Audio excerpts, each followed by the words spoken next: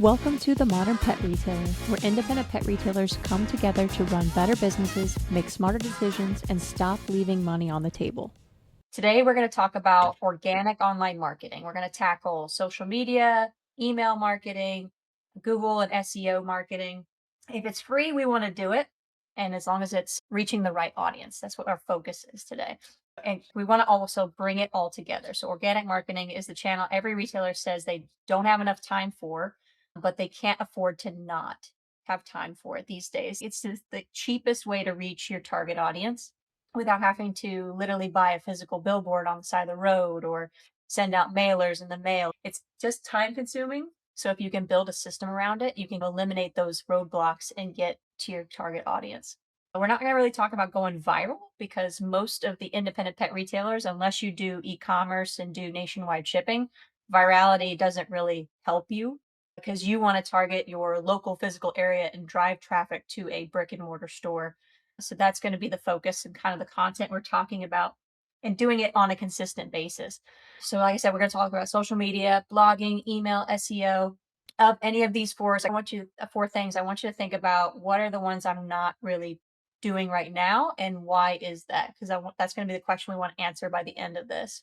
I want to jump in just really quick as an intro background, just in case somebody doesn't know how email or organic marketing works, just the marketing funnel in general. This is essentially what any marketing funnel looks like. We have your awareness stage. This is going to be people don't know about you and they're slowly figuring out that you exist in the world.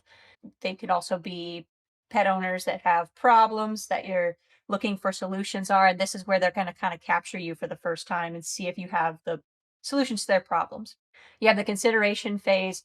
This is where they know about you, but they haven't decided if they're going to come shop with you. They may be on the fence, maybe looking for a specific food. Then you have your conversion phase where they've shopped in store and we want to hit them with retargeting posts. Loyalty phase where you obviously have them consistently coming back. And then eventually the goal is to have them being advocates for our small businesses and bringing more people in organically. So at that awareness stage, like I said, there's going to be billboard type posts. They're going to be generic awareness social ads, which we'll go over what those mean, standard Google ads, and just generic targeting. We're only targeting a local area or a pet parent in general. Maybe we'll do some specific demographics based off of your ideal customer profile, but it's very broad. You're going to get a lot of people converting on this part of your funnel, even on the top end, not necessarily coming into your store, but clicking through to your website. And it's going to look like good metrics. But the real metrics that we're concerned about is the conversion phase down the middle, where they're actually physically visiting us in store. In the consideration phase, these are going to be your more narrow target type posts. So if there's somebody's Googling, I need sensitive stomach dog food, and you have a blog that pops up with your offerings, that's going to be like that specific keyword, specific targeting. Some of your organic social will play into this. Your email, if you get them into that awareness funnel and you can track if they visit your website and opt into a coupon or opt into an offer that you have, you can start using them in the consideration phase and retargeting them. But we're basically narrowing our focus. So we're sending them sensitive stomach information, sensitive stomach suggestions. They're problem aware customers. And then we have that conversion phase where the people are more familiar with you and we can do specific targeting based off of shoppers' behaviors. So they have brand recognition and brand alignment with your store. They've searched for the specific dog food and bought it at your store, and we can service them with emails, ads, and stuff for those specific brands because we have that data on the purchases or interests. And then in that advocacy phase, it's like where you have the most information about your client. You know that they've been shopping, they bought this consistently. You have all of that data.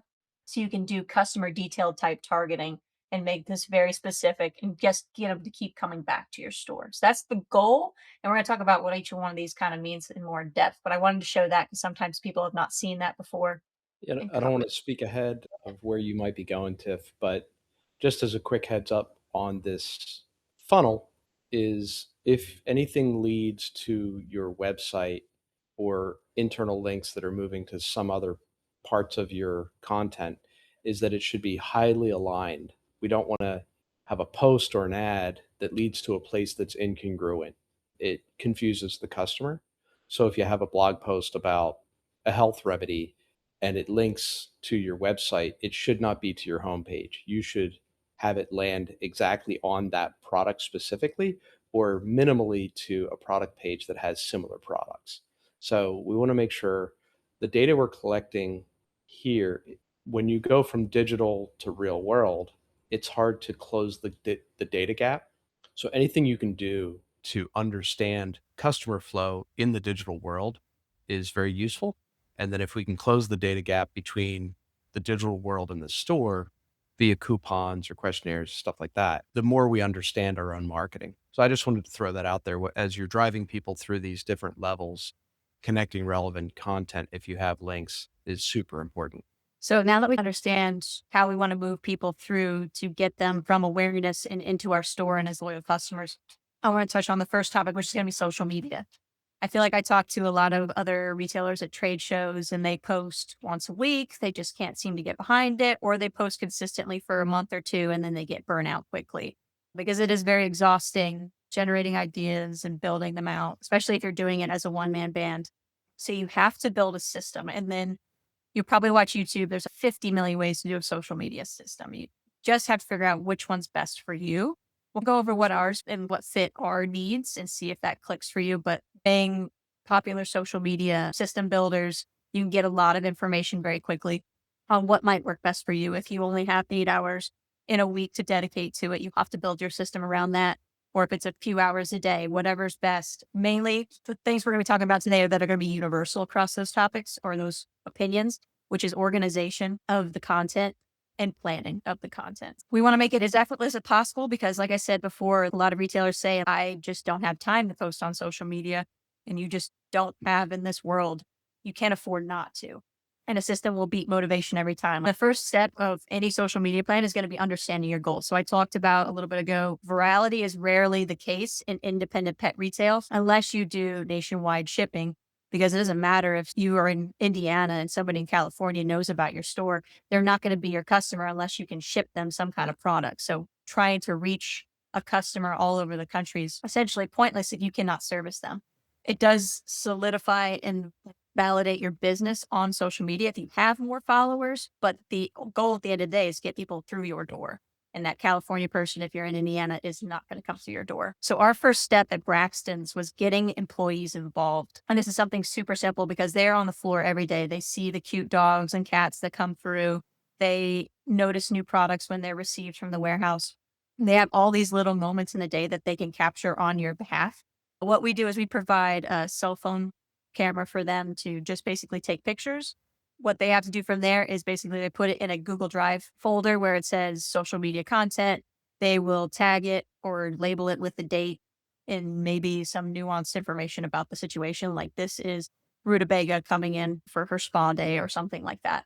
Just to give the person that's going to be posting it a little bit of background and also correct spellings on certain names. So that lives in one area. And then myself, and I have a assistant manager that does most of the posting, has that bank of information and images and all that stuff that we can just go to whenever we need for kind of gap fillment. But everything else is planned on a monthly basis, and we work ahead about a month. And it's dictated around 6 different forms of content. So we have product education. That's going to be anything you brought into your store that you would need to educate the customer about.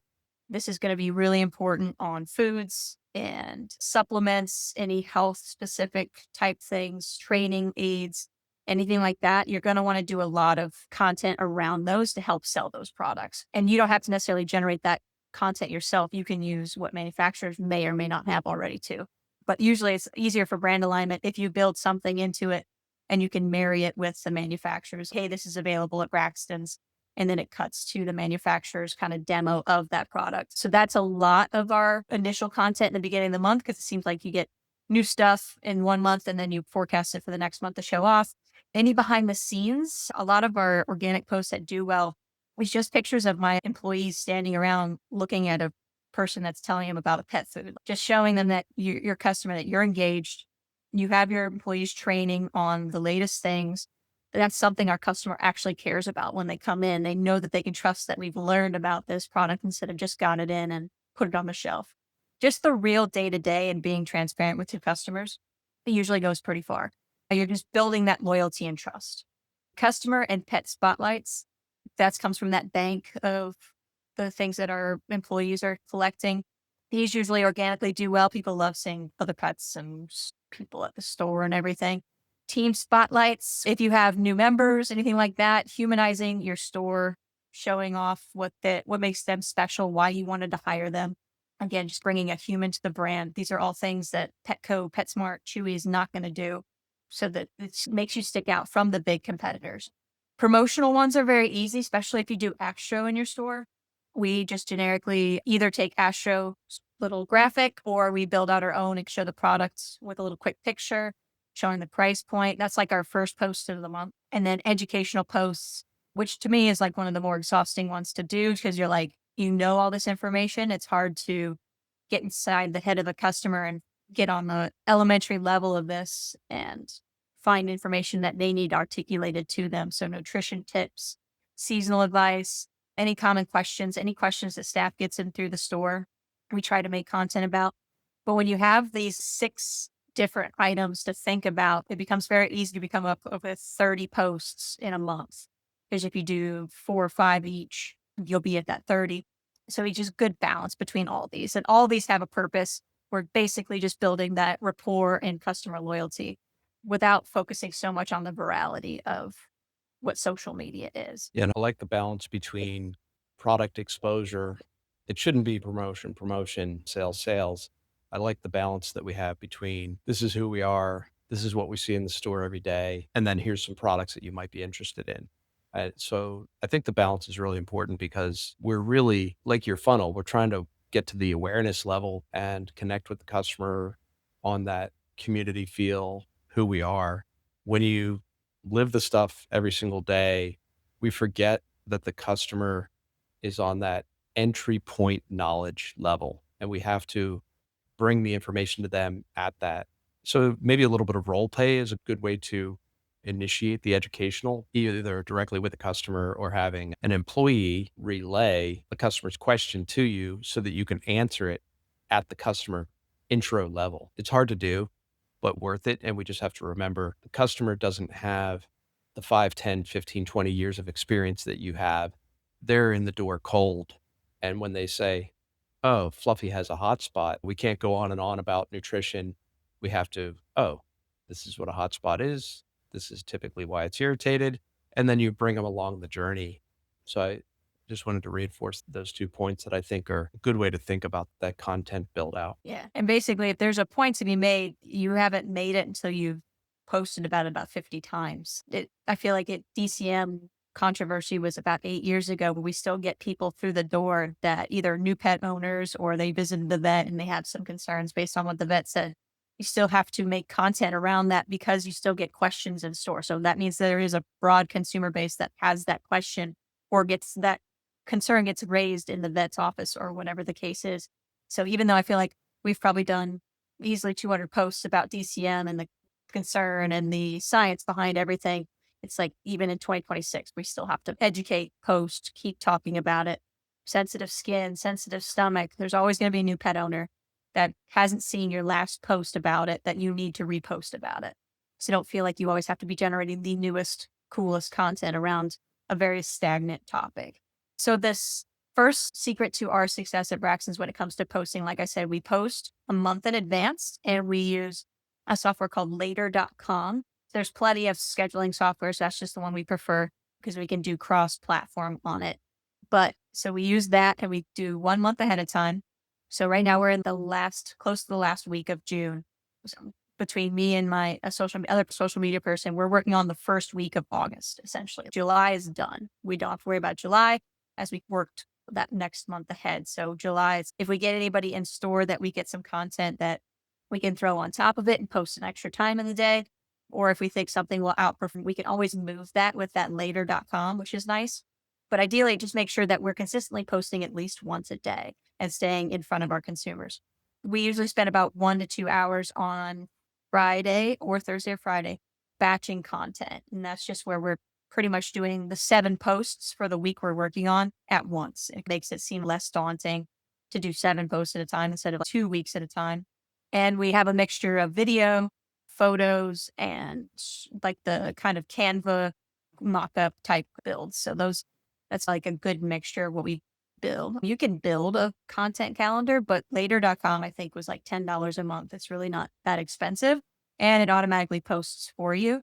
We got away from using Meta Facebook's posting like automatic thing because it literally only goes to Facebook and Instagram. It leaves out the other platforms that we hit, whereas later encapsulates all of those and we can do it all from one spot. And it gives it more of a universal place that's easier for other employees to see where we might have gaps in content. And then repurposing pretty much everything. Like I said, if you have a sensitive skin and coat post, don't make it from scratch again. Just tweak it, change the product suggestion you have in it, change the copy. There's no reason, if the information is still scientifically valid, to start from scratch. It's just reinventing the wheel over and over again. So repurpose everything. If you do have a really good piece of content that gets a lot of organic traction, you can build other pieces around it. So like the sensitive skin, I'm just going to keep using that as an example, but the sensitive skin stomach, it's like this was a carousel post. We're going to do a video about it, talking about a specific brand or anything. Still all the same information, just different content type so that we don't, again, have to reframe it, anything like that. We're not trying to, again, reinvent the whole post.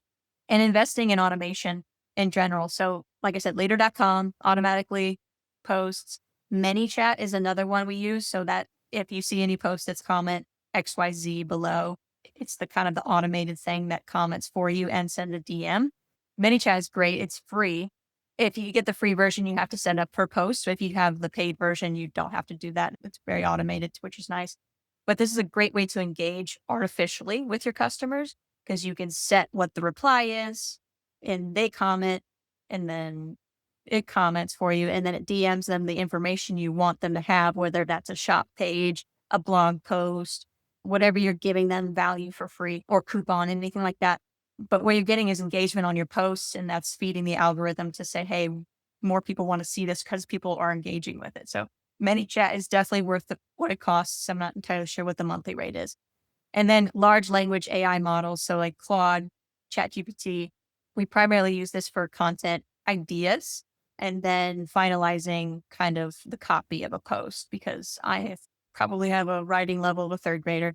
So if I can give it my voice and give it and just polish that up, it just looks way cleaner, way more professional. And it's easier for us to get our brand across different posts. Because if I post something in my tone of voice, it might not be the way Braxton's would have said it.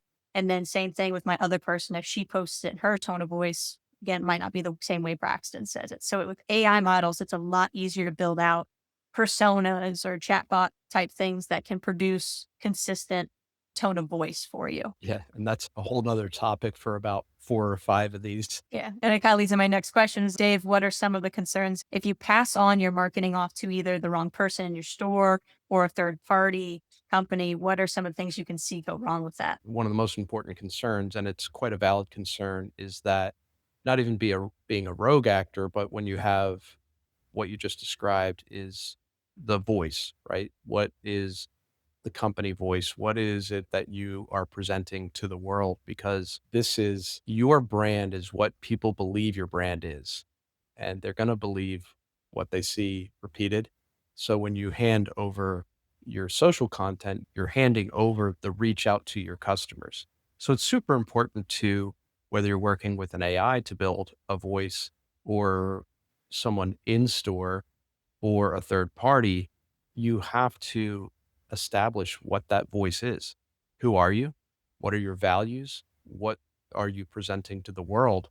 And I think this gets skipped to some degree, or again, this is inside our head, so we know it, but we don't realize that what we're trying to share this information to other people, they don't know what we're trying to communicate very commonly. So I think that's one of the biggest both fears and concerns. The other thing that we've seen wrong with third party is no matter how much money you spend, no one's going to take it as seriously as you.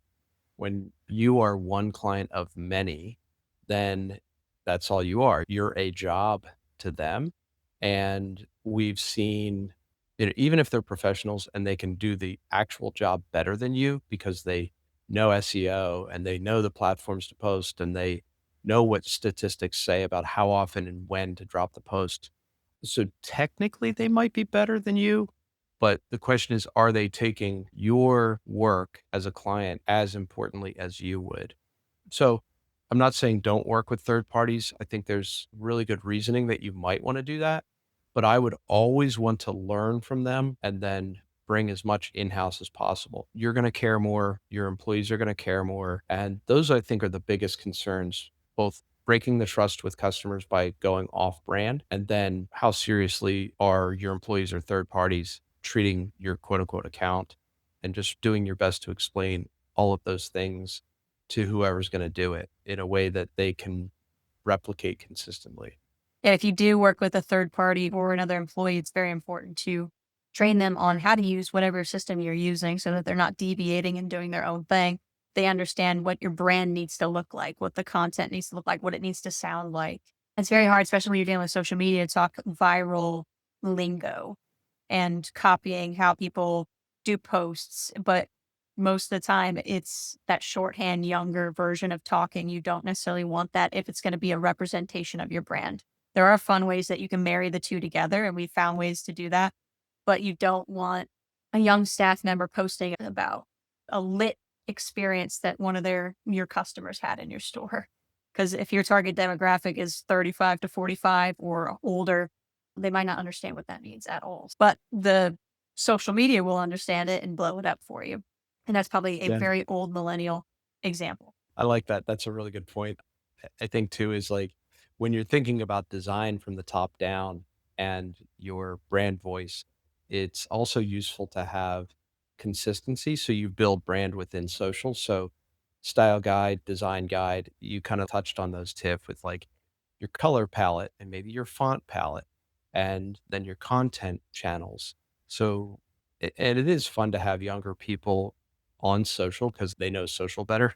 But that's a really good point. If your average best customer is 45 years old and your content producer is 17 or 18, we want to make sure there's not a mismatch there. I wouldn't say don't bring some of the youth and fun into it, but you make a really good point about the age cultural mismatch. We've had it where we've used one of the cover memes on a video, and it was of Denzel Washington, and an older patron of ours asked if Denzel Washington was in our store, and I had to explain to her how that software works and whether that's a good example of what we were trying to do or not, but it was pretty funny of an incident. I want to talk super quickly because social media ads, it's not you are this is stuff you're paying for with social media. And I just want to touch on it super quick, just the part it plays with organic. And then we're going to have a whole separate podcast about paid ads and social media and Google ads. But use your top performing organic content as data and information to build your ads. You don't want to just build ads from scratch because usually you're just going to be throwing darts at the wall trying to get them to latch on to something. If you have that sensitive stomach concerned customer in the demographic, which I feel like a lot of us probably do, and you have a piece of content that really does well, migrate it to your ads content because it probably will still perform well if it performed organically. And that will help you reach people outside of your audience and bring them into into your kind of awareness space. Work with vendors on paid ads. This last year or two, we've actually done more ads that were paid for by manufacturers than they were for us on social media. Usually it's their content, which they pay a good amount for. So it's at least a polished look. And then we can either tag it with available at Braxton's or something that kind of brings it back to the awareness of Braxton specifically, instead of it just being an ad for the brand, and use the data that you capture with it, whether it's organic or paid ads.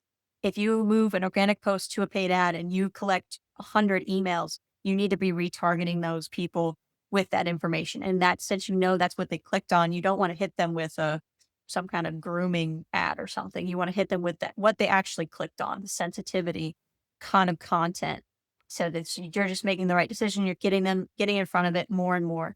I believe you have to be in front of a cold audience like 13 times before they'll even consider coming to your store statistically. So it's definitely have to get in front of them over and over again. And you want to get as specific as possible, as fast as possible. Understanding your return on ad spend. I see a lot of people, not even just in this industry, but small businesses that are throwing $1,000 a month at social media and they have no idea what they're getting for it. They're just putting it in there, putting it into some campaigns, and they're not tracking how many customers come or customers purchase, anything like that. So just a quick example of return on ad spend. We have an annual event called the Harvest Fest, which is a huge adoption event for us. And we spent $350 for a 2-week campaign. And it's just people driving people to understand that event, try to get them that day. On the ads, we received 100 coupons that day. And I rounded up because it just makes it a little bit easier on math, but 100 coupons the day of the event. So the people seen the post on social media, they got the coupon from that post, and they came in and brought it and used it in some fashion. So if you spent $350 for 2 weeks on 100 coupons, if I is correct, that should be $3.50 just to acquire that person that day. And to me, that's a really good return because the chances of them spending more than $3.50 in your store is probably pretty high. And then you have them in your funnel, so which you can retarget them and get their lifetime value as a customer up from just a one-off purchase. And then measuring performance, like on that same ad, we had 500 opt-ins within a 2-week time frame. So 500 of those opt-ins, and that's people that got the coupon, know about the event, definitely were confirmed to know about the event, but 100 of those came in. And I assume you'll correct me on this, but it's a 5-to-1, right? Oh my God. 20% on that conversion level, but that's really Percent good. conversion rate. So yeah. And it's a feel good event. So the chances were pretty high. And that's usually why we see such good performance on that ad specifically. But if I can't measure that, I don't know what to spend next year on it. If I didn't get that kind of performance, I don't know if I'd want to dump $350 back into that kind of avenue of ad spend. But since I do know that it converts that well, I can crank that up to 500 and get 200 coupons back and 200 transactions extra that day or something like that. So just kind of helps know what to invest in social ads if you know at what level you start at and actually get success. Yeah, and I know that we're going to touch on paid ads later, but since you brought this up in here and you mentioned it, I just want to reinforce paid and organic should be a feedback loop between the two. Exactly like you said, is if you're doing organic, your paid ads should represent the best of your organic content and vice versa. If you're going to do paid ads, like we're always going to do paid ads around the Harvest Fest. And if we do some A/B testing, if we run a few separate types of ads, we can measure what seems to be more successful, what types of pictures, what types of headlines. Or if we're going to co-op with the vendors and manufacturers and we're going to use their ads and their money, you said it, but I just wanted to reinforce it. Use the data. The data is the most important thing because this is real life experience from your real customers. How are they responding? And then you can push that back into your organic. So it's really about developing this upward spiral of feedback. Anytime you get good organic, make a note of it, repeat more of it, see why it's working over other ones. Anytime you're going to do ads, which ads are going to work better. And ads we tend to take more seriously because we're paying money for them. So we should absolutely capture the feedback that we're getting from those, but not just understand what ads are performing better, but what type of content is performing better, and then cycle that back into our organic as a test. So it's really about the data feedback and looping the most successful of our outreach, whether organic or paid, back into new content, because that's how we get better. And that's how we get exposed to more of our most likely customers. And the last point I'll make about just paid ads is that each ad needs two things essentially. It needs a purpose and it needs a skeleton. And what I mean by purpose, it needs to be awareness ad. It needs to be like your billboard type ads of Braxton's Animal Works is at this address. We service these types of animals. It's very generic. Any pet owner should be able to read it and be like, oh, I didn't know there was a pet store there. It's not going to be targeted information. Or it's a traffic driver, like coupon deal. Like I said, if you work with a manufacturer, but when you get that information, you want to be able to retarget them. So even if they just find out that you exist, they need to be in the next part of the funnel of, hey, did you know we have these types of products, these types of products? Traffic drivers, you want to retarget them with whatever they clicked on. So if it's about a Stella and Chewy's ad, you want to make sure that you're letting them know about every time Stella and Chewy's is on sale in your store. You want to keep that data. And the second one, when I say skeleton, is your hook, your meat, and your call to action, your CTA. The organic posts, you can get away with not doing these. It's good to test these types of things like good hooks and good CTAs in your organic posts, but you want to make sure you don't leave those off in your ads. Because like you said, you're paying for them. They need to be traffic driving content. So hook, Alex Ramosi says you need to spend 80% of your time on the hook. That is the part where it gets them to stop scrolling. And the hook's kind of in two places. It's on the content piece itself. Does your dog puke at night? Oh, shoot, my dog pukes at night. Needs to have the customer stop and want to read it. And it also needs to be in the post itself. But that's going to be your biggest driver of if people are even going to stop their scrolling to read the rest of it. And then your meat's going to be your value or what you're trying to propose to them.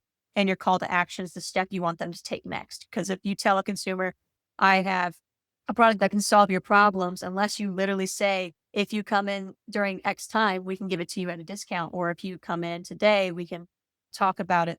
They're just like, oh, I guess they have that problem. They need that guidance of where do you want them to go? Do you want them to shop on your website for that product? Do you want them to come to the store for that product? Do you want them to read a blog about that product? Whatever the case is, it needs to have those three things in as the skeleton of the post. Otherwise, it's just a generic post. And you probably won't see as much of a conversion rate with it either. Yeah, the Uh, way I've heard that in the past is the only job of the hook is to get them to read the body, the meat. The only job of the body is to get them to the call to action. So if you narrow it down that simply, like we want to talk about ourselves. Oh, this is our store. This is why we're so great. This is really interesting. But that process, hook has one job: get them to stop scrolling, get them to read. The body, the meat, has one job: give them the information they need to know to do the call to action. The call to action has one job: take the next step. And if we simplify it that way and we produce it in that way, we're going to be more successful. Yeah. So I want you to ask yourself, what's currently stopping you from posting consistently? Is it time? Is it ideas? Is it the comfort on being behind the camera? Because the time can be solved if you build the system. The ideas can be solved if you learn how to use AI and generate ideas and get your team involved to help you generate ideas. And then the comfort on camera, which is a huge one for me. I read that it takes 1,000 hours just to do something repeatedly to be proficient at it, and then 10,000 hours to be masterful at it. And I think I'm at maybe 50 hours of being behind the camera. So I have a very long way to go before I'm like comfortable with myself and how I present myself and how I present our store. So it's just keep doing it. If you don't want to post that content, I literally practice twice a week at night, just talking to my camera and talking about some random subject just to get comfortable with how I present myself. So you just have to start with any of those. Jumping into the next topic, blog posting. I wouldn't put much emphasis on blog posting before AI. AI, now that it's changing the way that Google uses its search engine, it's becoming more and more important. If you know how to properly structure a blog post, get backlinks, and have it rank on Google, you will get found faster than somebody just literally Googling your name, putting your name into Google. This was something that we let go for a while because the structure of it wasn't as important to Google because it was triggering on paid ad type things and it was just getting pushed down farther and farther. And now all of a sudden we've been seeing a spike in our blogs, ones that we posted forever ago because the AI is searching the internet and finding the content that it wants to bring back for the consumer in that format. So it's becoming way more important really quickly. We've had huge spikes on views on blogs that we did probably 10 years ago recently. So we want to make sure we get in there, refresh that content, make sure it's up to date because it might be a little outdated at that point. But it's very important to be doing a blog and you don't have to do them weekly. A well-researched, well-written, structured blog once a month just to keep you up on some of the best topics and the most recent topics can keep you at the top of Google searching. Let's see. So we want to talk about like how to write what people are actually searching for and not just guessing or writing about what we want to write about and learn about page structure. Since Google crawls your website, and if it's not structured correctly with headers, heading 1, heading 2, body, Google is going to have a harder time to crawl it, and they will most likely just jump over it and find the one that does fit the easy way to crawl for them. And they'll bring that information back and it will not be yours. So we want to figure out how to do that. So first we want to talk about how to find out what your customers are Googling. So first free software is just Google Trends. It is very basic. If you type in, it's a search engine. It's like you type in pet food. It gives you literally just the data from Google. And it's very hard to get exactly what you want. I don't necessarily like it. The one I like is called AnswerThePublic.com. This is a way more in depth. It searches across Amazon searches, which I think Amazon's second to Google when it comes to product search type things. And with them going into healthcare, probably that too. But Amazon, Google, any of the other smaller search engines that I don't know about if they exist anymore, Bing, Firefox, a search engine, or is it just a internet platform? I don't even know. But it searches all of those. So you get a good broad view of what people are looking for, especially the Amazon content I find very interesting because sometimes you can try and capture those pet owners that are buying things on Amazon and searching things on Amazon. So Answer the Public, it is a paid service. You get one free search a month. So if you are doing one blog a month, you could focus on that. But you're going to try and figure out, are people looking for sensitivity questions or are they looking for DCM questions? Whatever's in the news usually sparks the first few. This week, it was a pet food recall. People were trying to get to the bottom. I think a lot of news stations were saying there were like major pet food recalls, but it was like 2 brands and they didn't disclose what the brands were. So people were trying to Google if their dog food was basically recalled. That could be a very easy post if you know that information as a retailer to just do a post and say, hey, these are what was recalled. We don't carry these. This is why it was recalled and help the consumer understand and educate. But you will rank first if it's that peak of whatever's going on in the news or whatever's been going on in the industry. New products. I'd see if you type in Woof, the little popsicle chews right now, there's a blog post that comes up that's by Woof, but it talks about like why you would choose it and all of these different things. But this is something that you can simply say, this is why we brought it into our store, is because of all these really great benefits and ease on the consumer. So just using any kind of, they have quite a few, but Answer the Public is my favorite one.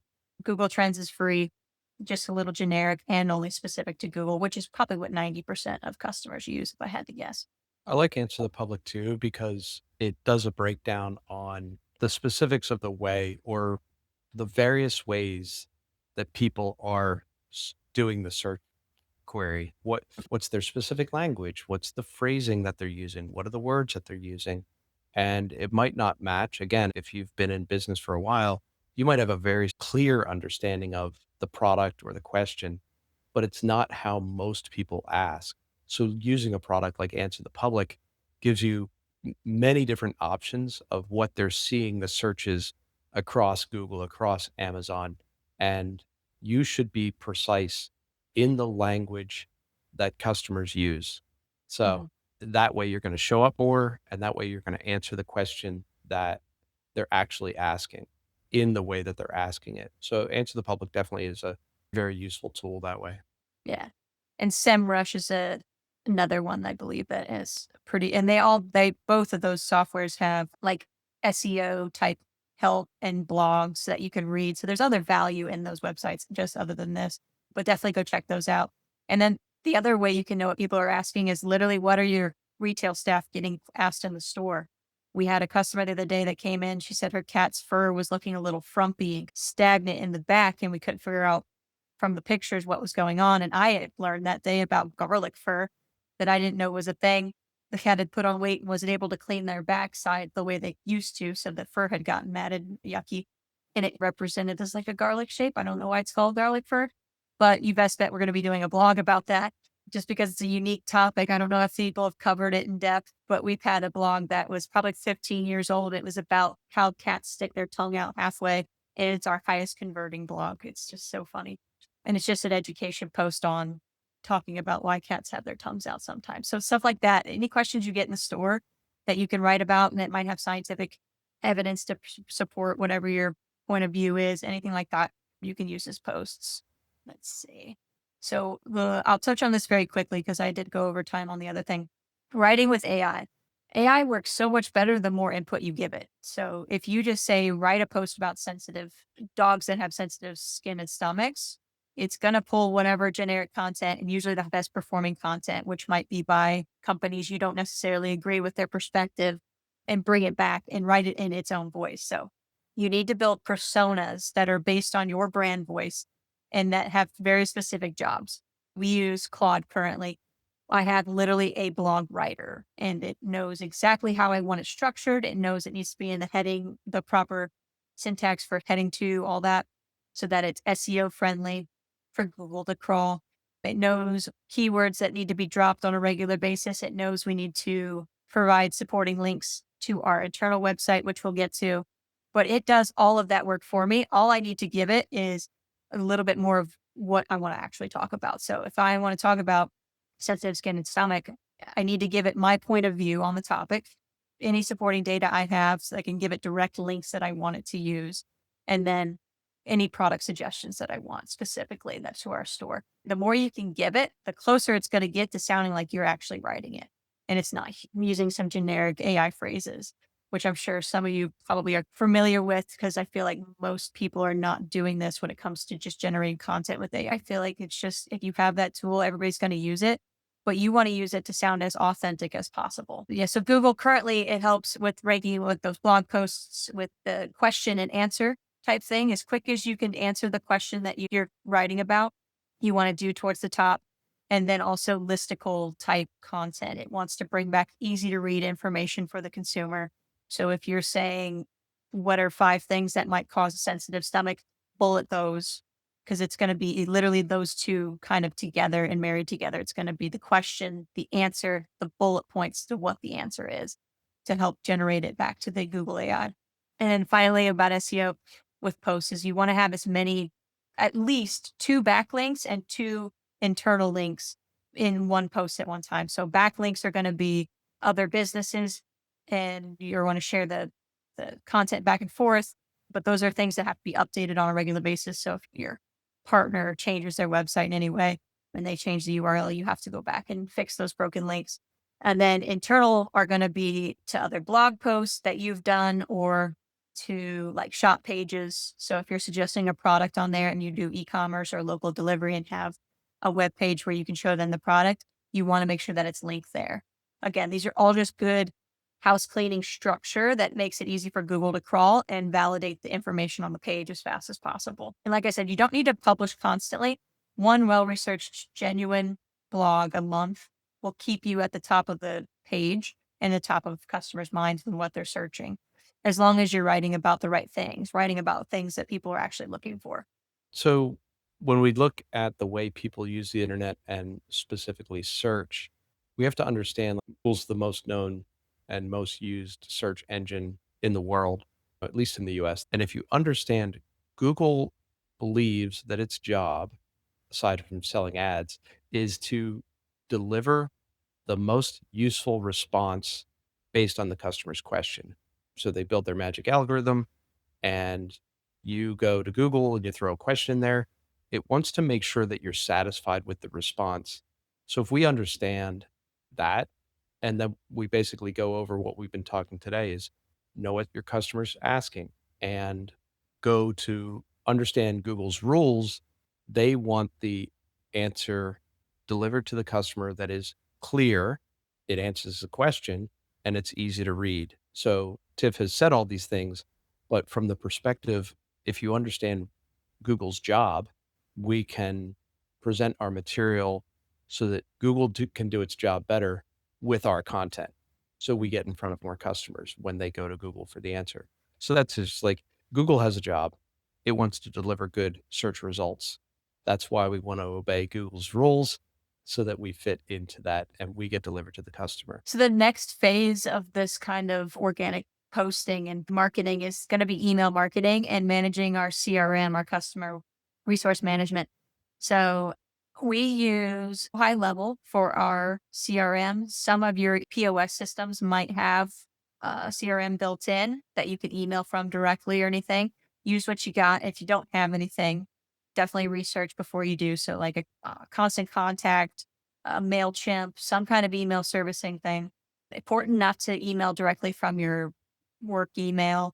You don't want to risk spamming yourself away and not being able to use your business email. So using a third party email software is definitely beneficial just to improbability. We use our CRM primarily to do our monthly newsletter, which goes out to our list. We have approximately like 9,000 people on our list. And the nice thing about a list is your Facebook or your Instagram can get blocked because you look like you're spamming people or anything like that. The nice thing about your list is it's your list. You own it. Nobody can take it away from you. Like they can block you on social media. So that's a nice consistency that you can always reach your customers. And it's important to maintain and manage it and not get spam blocked. So you don't want to send the wrong type of content to the wrong people, because otherwise you get spam blocked and then nobody ever sees your information. So Very important to protect this list because it is very vital for your direct communication with your customers. So we send our newsletter with this list, and then we send those direct emails of kind of that data capture that we get from the social media. Like we have a sensitivity list. So if we bring in a new product that might be beneficial to a customer that has a sensitive dog, they go into that and they get tagged into that. They get that kind of very specific content. If they visit us for our Harvest Fest, they get tagged for that because they're going to get retargeted for the next year's Harvest Fest. Any other adoption based thing, we send them information about, and just trying to get as specific as possible to keep that list nice and clean. So, the important thing I want to mention with email marketing is the more you can automate it, again, the better. Having a welcome series set up for anybody that comes in and signs up for your loyalty program, or if they get service an ad and click on it, they need to be put into this kind of welcome funnel, like introducing yourself to new subscribers so they understand your story and your values. If you do e-commerce, abandoned cart reminders are a really good way to kind of get people to come back, or at least remind them that they didn't complete their purchase. But those types of automations can help, again, retargeting without you lifting a finger of having to write an email or anything. Post purchase follow ups. So if you can pull that information from your POS and service them with, "Thanks for shopping with us on Tuesday. I hope your dog enjoys the specific treats you bought." Or you could automate all of this with a good CRM email software, re-engagement emails. So like anybody that hasn't visited you within a certain time frame, these are not things that you're writing on a regular basis. Like the newsletter that we do is something like the most content creation I have when it comes to emails, but yet we send over 20,000 emails a month, probably 9 of those going to our newsletter people. So it's I'm only writing one email of organic content, but yet I have all these automations set up for any newcomers, abandoned cart people, re-engagement, birthday or gotcha days. I think it was Fran Post's his POS system had a really good email software within it where you can just literally track the birthday and it sent a really nice looking email and help you retarget those. So if you can set up any of those automations with a third party email service, definitely do. And like I said, keeping your list clean. And an easy way to do this is if you have top performing customers, ones that visit you on a frequent basis, or let's say they are redeeming those Astro frequent buyer cards that just have good open rates in their email, hitting them with your juiciest content, like letting them know of your events and all of these things will help your open rates and your read through rates so that your big, like that 9,000 newsletter, like it has very low conversion rates because it's such a large list. So we have to protect that 9,000 to not go in their spam by making sure that we send more automated emails to the good openers to balance out the big bulk of the awareness, basically, of the newsletter. The high level is a good one, and you just have to check, like you said, maybe it's MailChimp or maybe it's Constant Contact. Is the automations. I just wanted to reinforce what you said is the automations are the most important. Takes a little time to set up. I think one of the big resistances people have is, well, do my customers? I don't want to bother my customers. So you just talked about the big list, 9,000. You just have to follow the pattern. If you have 20% of those people open and 80% don't, you're right. You got to keep the list clean and start peeling off those people that never open your list. But of the 20% that do open, there are some that want more. Our newsletter is once a month. We're not bothering anybody with that. But when they go into these other channels, these other funnels, they get tagged with additional information, they get more and more and more. They might be on 3 lists, they might be on 4 lists, it might be on 5 lists. They might end up getting 5 emails, 10 emails a month. So this automation, I just wanted to reinforce what you already said, Tiff, is that this automation is so helpful because it keeps your most engaged customers, it keeps you in front of them, and it keeps them getting the information that they are interested in. And then lastly, like you were mentioning, it also keeps your email process healthy because you're targeting the most engaged customers most often. So your list looks really good. But just parsing out the list in this way, always delivering content that your customers have chosen to get. You're not bothering your customers. And if you those customers that don't respond, you should be peeling off the list anyway. Yeah. And one of the reasons you mentioned tagging that I liked high level and that we switched to it is because they have a robust automation to the tagging service. If I send out that newsletter and the first little bit of it is a Stella and Chewy's ad, I can set to whoever clicks that link to be completely tagged with that brand from now on, so that when I do get a promotion or find a new product from them, I can service that specific person since I know they're interested in at least that deal, that very targeted information that they might be interested in. Same thing with we have a intake for a nail trimming service. We service them very specifically with nail information. But if they do a bath and we log them with a self-service bath, we can tag them. But the tagging is very robust in high level. That's why I liked it. That's why we switched from constant contact, because it was very hard at the time to section out those people so that you can do that direct targeting. And then all the other benefit we use it to is bounced emails. So if I send out that newsletter to all of our new customers, which is growing every week, that list, maybe 5 of the new 20 customers gave us a false email or at least an incorrect email or something that doesn't work or it's going to bounce for whatever reason. When it bounces, we have an automation set up to mark them as bounced. We keep their information in the system, but then we know from going forward, we do not want to send them any content until they either come to us and say, "Hey, I haven't been getting the newsletter or haven't been getting anything." Then we can go and correct it at that time and fix that information. So the bounced one is definitely made it so much easier to keep our list clean and not get into marked into spam folders for sure. Because the more you send to bounced emails, the more it's going to reinforce that it's like you're not attempting to send this to the right people for whatever reason. You're just blasting it out as spam kind of thing. So, like Dave said, the goal is not for us to send more emails out. Our goal is to send very specific emails to very specific people as often as possible. If we send out 20,000 emails a month and they are just getting people marked as spam, not opened, there's no value in that. But if we're sending 20,000 emails out and half of them get opened and people come to the store because they heard about an event or a deal, there's value there and staying in front of people. So if you have a POS system that has a CRM built in that can email directly, check what that out. Check what that looks like today. Check to see how many emails you're sending on a monthly basis. You definitely want to set a goal for yourself within the next 12 months to grow that list and then also mature that list and groom it to being very specific. Like customer A has 4 different tags. So I know that I can send them 4 different types of content and they probably be pretty interested in it. But start looking at what you want to grow that list to. Like I said, if you own it, nobody can take it away from you. And it's so valuable to your store to be able to get them through the door. So the final topic is going to be SEO. And this is basically, we're going to talk about how you can use AI to improve your SEO. Because I think there was a time where you had to pay a third-party company to come in, show you how to fix all your stuff. And maybe they offered a service where they did it for you, or they left you a laundry list of things you needed to complete. And you had to figure out what all of it meant. And it was like a really complicated lingo.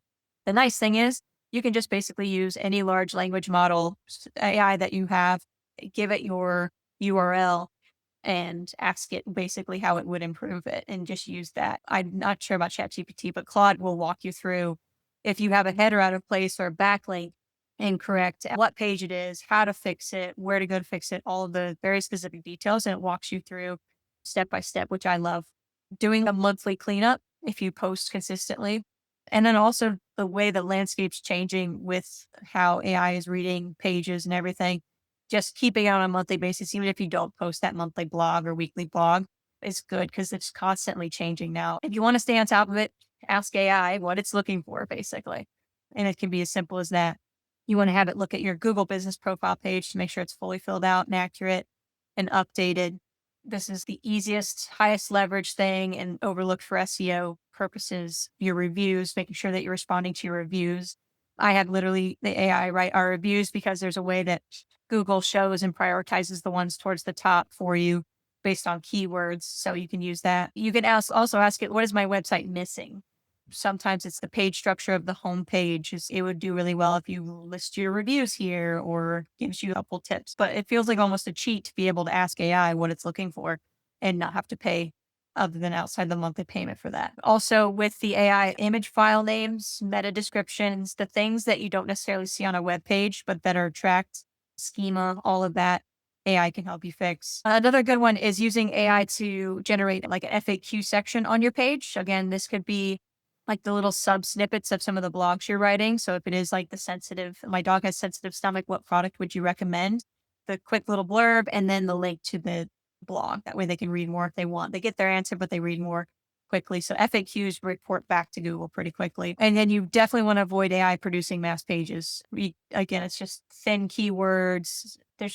It just doesn't look like it's written by a person pretty quickly if you have it generate your entire website page. So use the concept you was used with the blog is you pretty much write the whole thing or at least a good bit of it so that it can take that information and just polish it for you. If you're not using AI, if you don't like the idea of AI or you're afraid to use AI, if you're not behind, you will be behind. And the most powerful thing I think that you dropped here, Tiff, is the audit. We don't let AI do everything. It can either give you good content prompts, ideas, because a lot of people can't stare at a blank page. Okay, give me 10 ideas for a blog, give me 10 ideas for a web page. Then you feed it your specific information and then use AI again to polish. I think this is a really good co-producing use of AI. And this audit is super powerful because there's so much behind the scenes that we don't know or understand or that's changed since the last time we checked. And AI can audit your web page just like a professional and give you reasonable, useful feedback on what to change. It's so powerful. You cannot let it run everything, but you can certainly even let it do the beginning, idea generation. And you can let it do most of the end, the polishing, but keep the bulk of it real and human and your voice and your tone. And then maybe do the final touch just to make sure it's accurate and your voice. But you can minimum double your productivity, probably 10x your productivity by using AI in these ways and probably actually be able to do things you would have never done anyway, right? How many times have you gone in and audited your web page? Probably zero, right? So it's just so powerful and so useful. But the nice thing about SEO in 2026 is that it rewards simplicity and genuine expertise more than ever. Independent pet retailers have a real advantage here because you have actual experience and you have that customer coming to you face to face and having these conversations and a relationship that's not like the generic websites with the big box names. So it's an advantage that we have to lean into in 2026. So I want you to ask yourself from an SEO perspective and standpoint, do you manage your Google business profile page? And that's going to be the page itself, the hours, the posts, the reviews on there, which is going to be the most important part for Google to promote your specific page.